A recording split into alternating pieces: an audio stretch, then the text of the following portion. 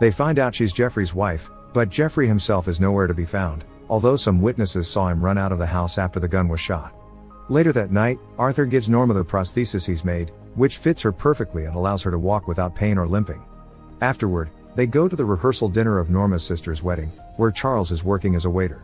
Norma's parents are raffling the donated gifts for the holiday season, and the first winner is Arthur, who chooses the plain brown box, which looks like the one Stuart left them, after Charles flashes him the peace sign.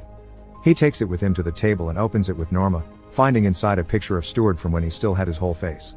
Moments later, while having a drink with Charles, Arthur gives him Stuart's license plate number so he can use his police resources to find out who this man really is. He also cannot help noticing how Charles keeps on watching him, so he asks another guest about him, getting upset when he hears this kid embarrassed his wife in front of the class.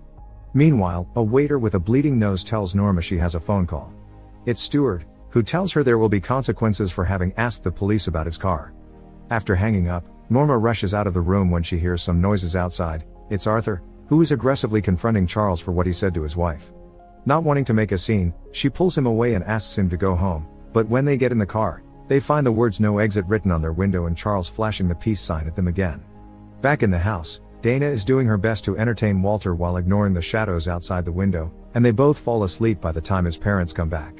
Arthur offers to drive her to her place, and she tells him she's staying in a motel before she starts making cryptic comments that suggest she may know what he's going through. When Arthur asks her for advice, she responds to look into the light, then passes out with a bleeding nose. Trying to find some information to help her, Arthur looks inside her bag and finds an ID that says her name is actually Sarah Matthews, which he puts away in his pocket as Dana wakes up and starts freaking out, telling him he needs to leave because it's not safe for him there. When she enters the motel, every guest comes out to stare at her as she makes her way to her room, where she keeps a big board with a map and pictures of